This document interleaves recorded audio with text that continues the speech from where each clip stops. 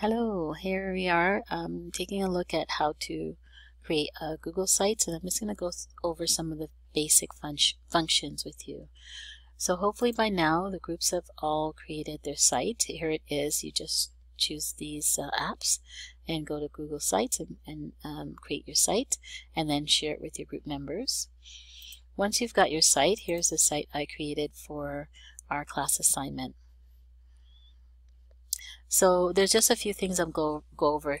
Up here is the title of your site. So maybe yours is called Brave New World or 1984 Group 3.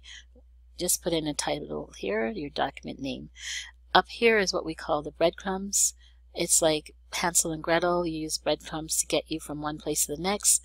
And so here we have home, working effectively, assignment, novel, ebooks, rubric, and works cited.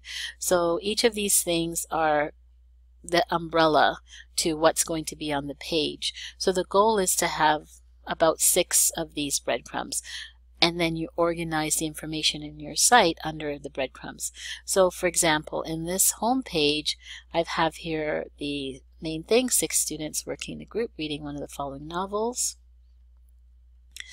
A little bit of information.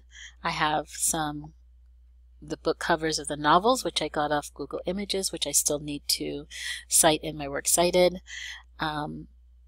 Some information about the meetups, the meetups, and then I have some embedded documents here: sample nonfiction, sample reading organizer, and then I have the blank documents here, and then the calendar. So you can see on this one page I've got quite a few things, and the goal here is to create each of the pages where your user is going to be scrolling down and getting information. They won't be scrolling left to right, they'll be scrolling up and down to get the information.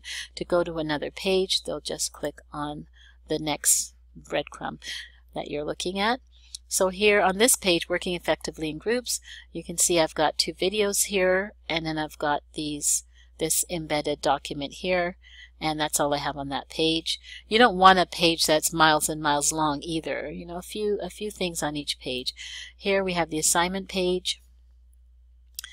I have different sizes of fonts. I've also used different templates and layouts. So here we have this size.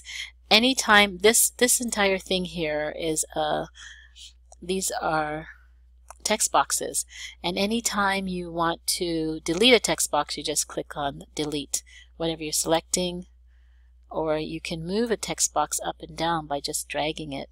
If you want to change the position of it, you can change the color of your background like I did before with emphasis. I want to do that.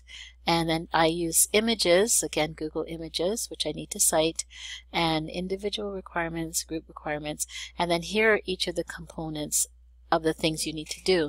Now you don't have to have these as your breadcrumbs. You could, but then you would have more than 6. So you're going to have to think about, what am I going to put on my home page? What am I going to put on my digital presentation? My audience participation activity? How am I going to do my group reading or writing enroll, and our about us and our works cited? Okay, so that's all on that one page. The ebooks, I thought maybe people would appreciate being able to read the ebooks, so I did put in links to each of the ebooks. The rubric, again, this isn't something you'll have on your website, but it's something that's on my website so that you have the information. And finally, works cited. This is where I'm going to start adding in all the works cited. It would have been better if I had done it as I was going along, because oftentimes you forget where you get certain information, especially if it's on the World Wide Web. But I'm going to go back and add it in by looking at each of my pages. So you should probably divide up your work very evenly, so you're not the only one working on works cited. Everybody that you're shared with has access to the website, so there's no reason one person should be doing all the work. You should do your work and let your members do their work so that you create a really good website when you're done. Some of the features on buttons on the side you want to have is the undo or the redo. We've seen this before. This is standard. This is to preview. So if I want to preview my site before I publish it, you can see here. So it's going to look like what the person who comes to my site will see. And down here I can see how it looks like on a larger screen, how it would look like on a tablet, and you can see we've lost a lot of our breadcrumbs, and now there's a drop-down menu here, and how it would look like on your phone. And this is important because now our breadcrumbs are in here and we'd have to click on it. But when it's on your phone, it's a scroll down. So it makes it very easy to see, and you're not losing anything by scrolling side to side. Nothing gets cut off. So you can easily go back to your home page and you would see the same information but in a column instead of side by side. To exit this, you just exit your preview. If you find there's a problem, you can report it to Google. That's up to you, the user. Something else you need to know is this is how to once you create your published site, you want to copy the published site link, and it would be here, and it gives you what your site is. This is what, so every site will be sites.google.com/gaps.yrdsb.ca. That's because we're using it in GAPS YRDSB, and then the name of your site you've put in here, and then you can easily copy the link and share it with someone. This is how you share with others. So you want to save this, share this site with someone else. You can share with others. This is some more information. Analytics is you can figure out how many people have visited your site. If you want to create a duplicate site and any of these kind of things, you want to take a tour of Google Sites itself. Now to publish your site, you just click on the Publish button. And you'll notice that it doesn't do anything, but then you have to go and view that published site. Someone else comes to your site, they will see this. This is your site address, and here's your complete site. So when you publish the site, the person, if they're using it on the cell phone, it will adjust to the cell phone, it will adjust to the tablet, it will adjust to the wider monitor. It does that for them. They don't have to do that. It does that for them automatically. To leave your published site, you go back to edit this page, and only the person who has editing rights can do that. When you invite people to your site, you try to invite them.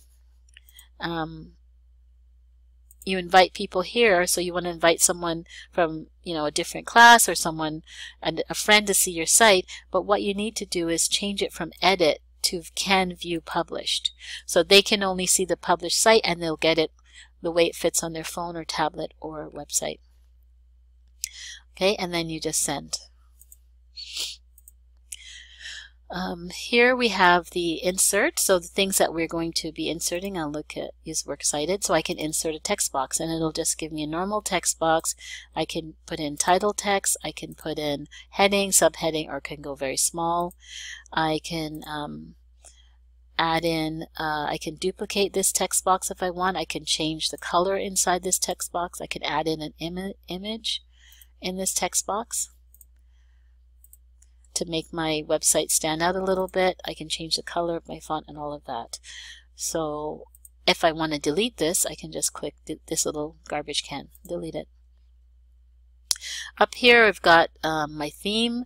My main theme is this kind of black. It's hard to see behind, but I can change the theme of my website to any of these. And this is just a little bar here. I like the green, so I'll leave it as a green. For pages, I can see the pages I have, the breadcrumbs as they call them. And then for insert, I can do embedding. Embedding will allow me to embed a YouTube video, but I don't need to do that because it has a function for embedding YouTube and those kind of things. I can just click here. I can select a document right from my drive.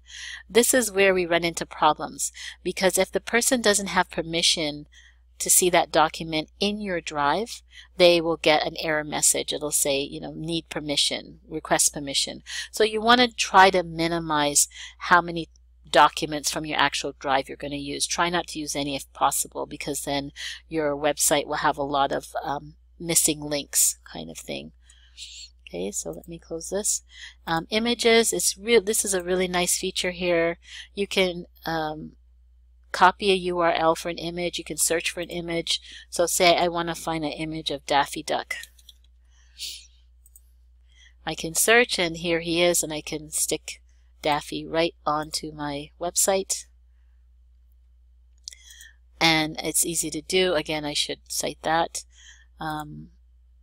You can upload images from your desktop. Here's bugs. Okay, and you can also do things, for example, you can decide to uncrop your image. If the image isn't cropped, you can crop it. You can insert a link. The link means I'm gonna put this link to my ebooks, and I'm gonna put this link to my assignment. Apply. And then you'll see when I go to preview my site, and again, we know we're in preview because you don't see your actual URL here. What happened to my... Whoops, I forgot to publish.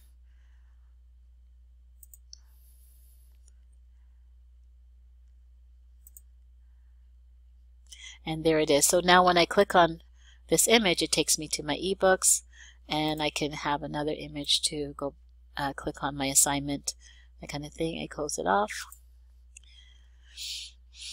And now I want to create my works cited, so I will use a text box.